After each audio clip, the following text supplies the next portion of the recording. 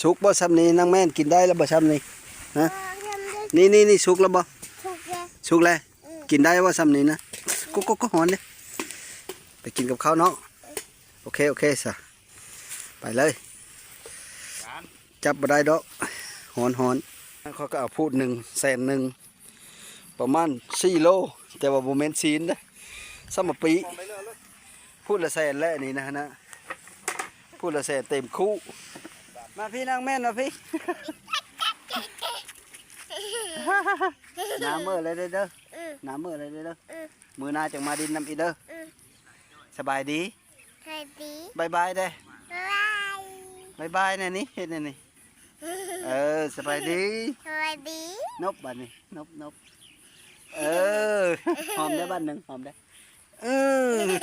หอมได้หอมเอาได้สองทางติดต่อมุนซ่อเสียงผู้ไทยขอกราบสวัสดีและสบายดีพ่อแม่พี่น้องสู้ผู้สู้คนวันนี้เขากลับมาลิ้นน้ำน้องแม่น น้องแม่นคนขี้ดื้อนะลูลาตัด14นี่แม่นคนขี้ดื้อเขียนหนังสือเต็มหูพี่เลยล่ะเต็มโง่เต็มก็เป็นเต็มโง่เป็นป้ากุ้งใบแข็งมันเต็มจ้ะน้องแม่นคนขี้ดื้อลูกสาวลาตัด14หน้าเคอกันหน้าฟ้าโหหันกับหน้าคอยทุกคนและคอยละมาลิ้นน้ำคอยเอาควายอ้อและกับมาเห็นพอเพิ่นพามาแต่เสาก็เลยแวะมาเห็นเพิ่นอยู่ผู้เดียวเขียนหนังสืออยู่เต็มหูปทุกคนเลยเต็มขนาดเหลืองเต็มหูปนี่จนเชลล์สะเปิมน้ำมดโถเดียวนี่บ่ฮะบ่ปึ้มตัวนะมดโตอันนี้บ่มามือหน้าเฮาพอจังหาซื้อมาเฮยเด้อจะได้บ่ปึ้มไหมนะได้จะได้ซอสีเด้จะได้บ่ฮะซอสีมาแต้มสีมันนี่ได้เวลาเจ้าแต้มหูบน่ะนะไก่แต้มไก่ก็เป็นโอ้แต้มไก่ก็เป็นอ้าวแล้วไก่เป็นแล้วตาใหญ่แท้โอ้ตางมันก็มีเพิ่งเบิ่งหลายบ่อนได้หูบนะหูบเจ้าแต้มนะก็ปึ้มเชลเลอร์โหมือนั้นนะตัดจะคูบหรือจะได้เนาะแต้มเป็นอะไรนี่เสียจักปีว่าอายุเจ้านะจักปีละอายุเจ้านะ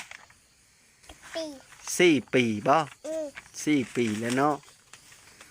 ห้องเลยว่ะนี่แหละว่าแหละเขาหน้าเขาว่าแหละเขามาละเขามาเอ็ดเพื่อว่ะเขาจะดินเขามาหุ่มโง่โอ้บ่หุ่มโง่มันตายดึงมันตายแหละเขาหุ่มโง่เนาะพบจ้อยหุ่มเจ๊ดูดีเลยเจ๊ชองนะมันดีพอเพิ่นพาหมูมาหุ่มโง่เบิ่งอะไรเขาปะโง่โจ้ไม่ได้ปลาเลยปุ่มโฉนะเนาะซื้อไม่เผาโง่น้อยกับล่างเผาอยู่เด่นนี่เผาโง่น้อยโง่น้องหนึ่งเด้อครับเอาลงคล้องให้ก็เลยลุบลงไปโง่น้องหนึ่งแล้วมันบ่เยอะมันจ้อย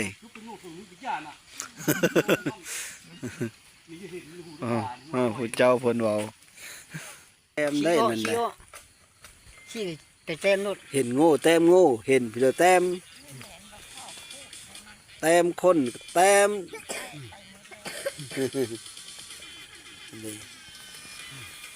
พอเพิ่นก็ไปเลยพอเพิ่นก็ไปเบิ่งโง่เลย ถ ถือปึ้มหวนจดคนบ่จดพูดโง่บ่โอ้ฮะเขียนบ่เป็นบ่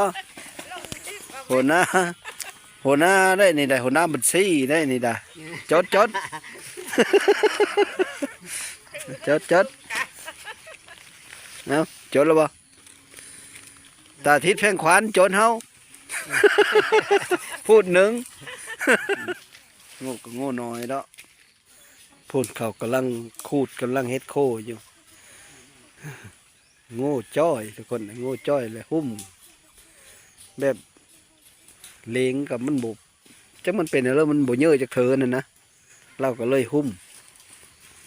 เลยเอ็ดพูดพากันกินเอ็ดเพอ ก็คือข้าว เยอะกินข้าวพอตัวเอ็ดกินแล้วก่อน เยอะข้าวแห้งแล้วบ่ เรียกข้าว ใช่เลย นะ อันแล้วตั้งมักหนังสือดีเลยบ่ได้ปะเลยปึมกับโซนี่มืดมือมืดเว้นโอ้ชมโคนนางนี่มักเห็นหนังสือลุกกับแม่นจับหารถโซกับปึมนะจังมันคึดค้นไปเลยนอนมาพอมันเว้านะตื่นลุกมาเลยแม่นถามหารถปึมกับโซนะจังมันคิดค้นไปเลยแต่ละมือละ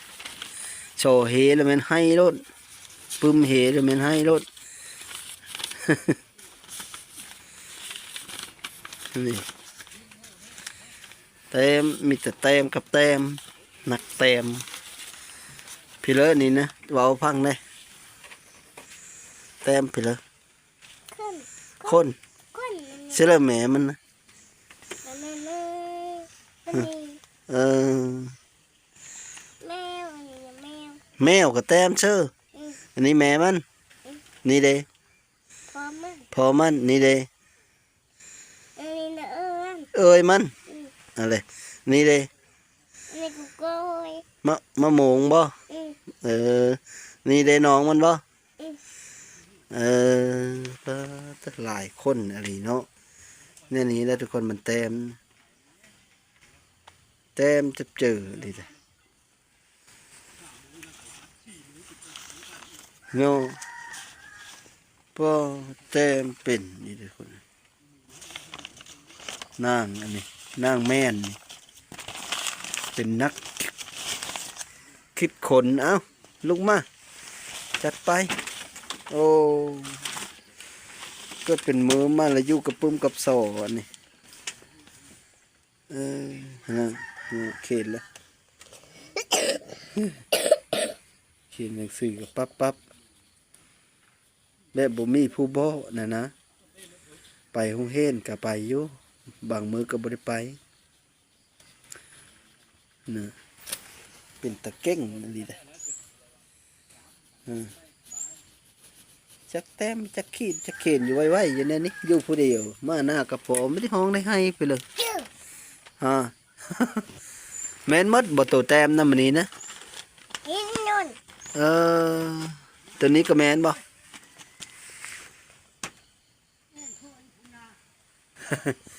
นี่ก็แม่นบ่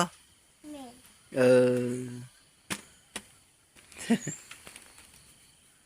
เป็นจับเจอเยอะข้าวแห้งล่ะถ้าเฮ้ยพอมันเฮ็ดโคแล้วก่อนบ่จังกินเนาะแนวอื่นกับบ่มีบ่น้ำนี่ไม่ได้เยอะล่ะ หนังเยอะ เยอะบ่เยอะสิเย็นเท่านี่เอาน้ำด้วยกระตุกนี่เลยนี่บ่จอกมันนะ ใหญ่เพิ่ม น้ำมันตะเฮินพ่อพ่อบ่ซ้ำนี่ พ่อ กิน นี่ใช่ไหมตกที่ลาง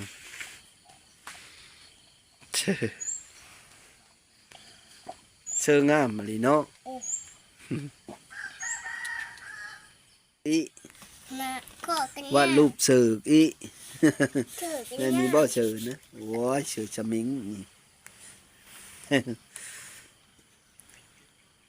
นั่นเลยว่าลำนะโอ้ยน้อง ฟอนเด้ฟ ฟ้อนได้เป็นอยู่บ่ฟ้อนนะ จริงจริง ฮะลูกฟ้อนเฮาเบิ่งได้ก็บาทหนึ่งนี่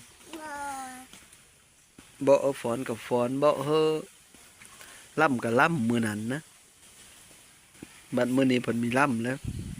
มันยังแต่เสาบ่ เอ็งเจ้าที่ได้กำหายได้ อะไร เนื้อใหญ่คนบ่นะ ลักหายเขาบ่เออลักหายเขามาไอ้โคโง่นี่น่ะกาฟ้อนกาล่ำให้เบิ่งค่อยมาหาก้อนนี่จะ หน้ามันนั่งอายอยู่ เออ มาหาก้อนนี่จะทั้งฟ้อนทั้งล่ำเฮาเบิ่งหน้าคือกันทุกคนน่ะคนละฝาโหนะหน้าเขาก็ได้มาบ่อนคนมาเลี้ยงควายกัน คนละฝาโหนี่ละแมนก็เลยมาแวะมาดินน้ำนั่งแม่นนี่ เฮ้ยนั่งแม่นเต็มหูบเฮาเบิ่งนี่น่ะเต็มหูบน่ะปั๊บโลดเ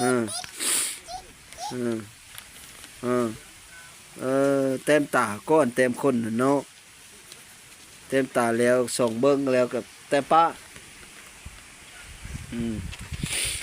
ไปกันเด้อวันนี้เด้อสบายดีเด้อสบายดีได้อานบสบายดี เออ ไปที่บ้าน ไปเบิ่งพุ่นแล้วไปน้ำกันบ่ไปซะ หนังดีดีเด้อันน่ะเบิ่งนะ โย ไปเห็นลูก นั่นนั่นบ่หนังอยู่พีนั่นแหละว่ะเหลียวเบิ่งก็เห็นอยู่ว่ะเนาะ โอ้นี่นะ ฮะ ผู้หลังนี่ จักแล้วมันอยากซื้อเลยลูกสะปัดน่ะเด้ซื้อนั่นเลยซะ ไอ้จ้อย ไอ้จ้อยบ่ อืม ผู้นั้นได้ไอ้บอยบ่ อืม เออลูกสาวหานะไอ้บอยบ่เอออย่าไปก็บ่เฮอไปว่าหนังอยู่พี่ก็ค่อยเห็นอยู่ว่ะ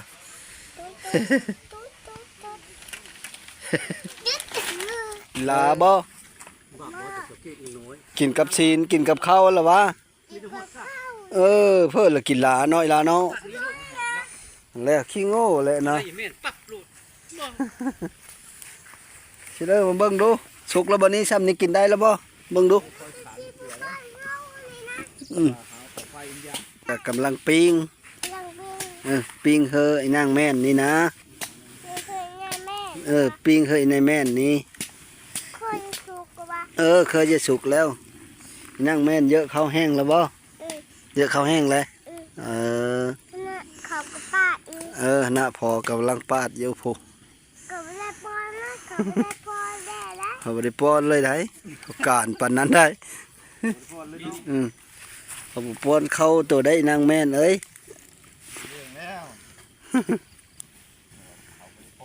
แม่นควันแล้วเนาะ หลายดวงนี่มันยีเลี้ยวเลยปะพวกว่าผมผ้ามาเห็นเนี่ย ตั้งแต่เด็กแล้วบ้า สุกบ่ซ้ำนี้นางแม่นกินได้แล้วบ่ซ้ำนี้ฮะ ทำได้ นี่สุกแล้วบ่ ทุกอย่าง สุกแล้วกินได้ว่าซ้ำนี้นะก็หอนเด้ไปกินกับข้าวเนาะโอเคซะไปเลยจับบ่ได้ดอกหอนไปเลยนางแม่นเยอะเข้าแห้งแล้วดินไปดินมาผัดมาบัดนี้เอ้าติบข้าวนี่กินกับซีนละลาไม่จำแจ้วเลยเหรอวะ บ่จำเพลง ยันเผ็ดจำไม่ได้บ่แจ้วนะ บ่ สกินซีนละลานี่แหละ ฮะ เอาเลยเอาได้บ่มันหอนบ่หอนเอา ก็ลุยไปเลยนางแม่นลุสาวลาแซ่บบ่แซ่บกินข้าวกับซีนโง่เนาะปลาเตหนาอันสิเฮอเลยสิเฮอเต็มนี่แหละเฮอตกกินกับข้าวรถเด้อ ข้าวกับเบิกข้าว สิเฮอแล้วตกกินรถ กิโล น้ำเยอะน้ำบ่อันแล้วนางแม่นเยอะน้ำแคนเข้าบ่จังเยอะน้ำนะโอ้ยยินน้ำเพิ่นนางแม่นก่อนแม่น่ะมง40นี่แหละอายุพอจะ60แล้วพอจะ แม่มุง30ปลาย40นี่แหละอายุแม่น่ะเนาะแม่ตัวน่ะเนาะอ้ายตัวน่ะ2คนบ่ ที่เครื่องชื่อ สอง มีแน่เอาหมอนแน่ แม่ก็2คนแล้ววะ เออ นี่ ก็คนก็ไปใช่ อืม ไปว่านี่นอนคือ เออ ช่วงเก่า เอาเข้าไปเพิ่น ช่วงเก่า ไปส่งแห้งเขาบรรณย้อนพุ อืม พอตะส่งแห้งไก่อีหลิ แซ่บบ่เบิ่งเฮาน่ากินเลยเยอะคือกันแล้วบ่เนาะ อืม กินแซ่บบ่เบิ่งข้าวติดปลาหนาวอ้อเฮินนี่อืม ข้าวติดปลานางแม่นแล้วอย่าเฮ็ดดินไว้กินจับเจอเด้อ ล้างมือบ่เนี่ย หึ ล้างมือบ่ เออ เสื้อมือก็ ท่านได้ปั่นพูดแล้วเนาะ โดดข้ามเรื่องนี้ก็เสมอ กินผู้เดียวเลยเด้ออย่าไปเบิ่งน้ำเขาเด้อตกกินท่าอยู่นี่เด้อ เลือกปั่นอันนี้ตั้งอันนี้นะ ฮะ ปั่นข้าว เขาปั่นเขานั่งกินนิ้วแล้วผู้เดียวเด้อ อืม ไปเบิ่งน้ำเขาอีกก่อนมาเบิ่งพี่กับพ่อกินดีเลยเบิ่งเอาไปคักๆก่อนนะปิ้งตับปิ้งไตปิ้งหัวใจมันหัวใจมันทน แล้วเอาชิ้นก้อนเฮ้ย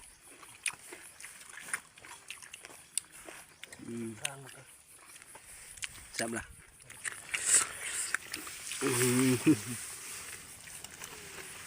เอาไหม ขาหน้า มาไหมเอามา เข้ามาเลยได้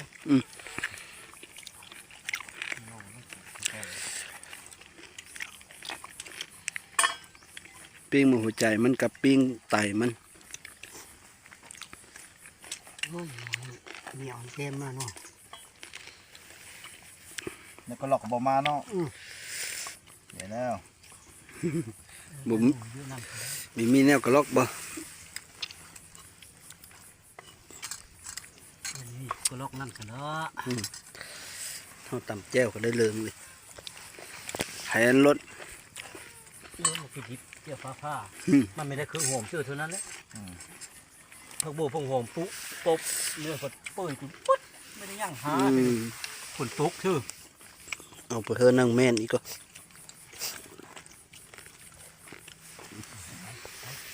ตัวหนึ่ง แม่นที่ดินนะเบิ่งเลยแม่นเดี๋ยวบัด ย่างก่อน ตึกที่ดินบ่มาเอาแม่นี่นั่นมันหานเลย เอาเพื่อเอาอะไรขึ้นมา เอาซีนอะไร เป็ นะ นบุญเลยนะเนี่ยนะลูกเขาเสียเป็นร้าย มาเอาซีนนี่มา ลูกมัดเข้ามานั่นดิโทรศัพท์ผมเบิ่งอยู่ในนี่เลยโทรลูกมัดเข้าอยู่จุดนี้ มาล้าแล้วมันละให้เนาะคนมันหูความคือเพลินนี่เอ้า แล้วอันนี้ มาหัวใจมันเตอมัน ปิ้งบ่ ปิ้งแล้วชุกแล้วไปกินกับข้าวเด้อ อืม กินดินก็กินแล้วเลย อืม ไอ้ไปมาไปกินติบข้าวมึงนะไปอยู่เทงกูเด้อ มันกินข้าวกูได้ เห็นเลยว่าให้บ่มาญาติกินน้ำคือมีหาแซ่ฟาดโลดโอ้มันปีนขึ้นเต่งนี่บ่เออ เดี๋ยวคนนึง เฮ็ดกินสำหรับข้าวกระแดงหันให้โลด โอ้ยมาน้อยก็ดีเนาะมาน้อยเพิ่มมาน้อยในแปรบ่เอาฮิบกินมันหมดนะไหมเอาเผ็ดเลย กินนั้นปิ้งนั้นน้ำเขาไปอีกก่อนเด้อเสียงของอีกเสียมาญาติกินน้ำแล้วแล้วบ้านนี้ทุกคน6 พูดเฮ็ด6 พูดโง่ตัวหนึ่งโง่น้อยแล้ว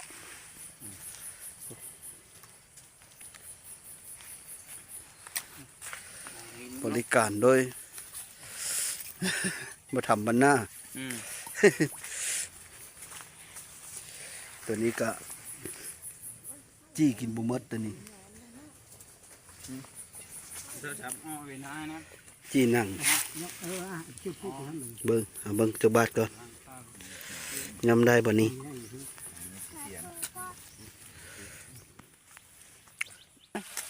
อิ่มเลยแซ่บบ่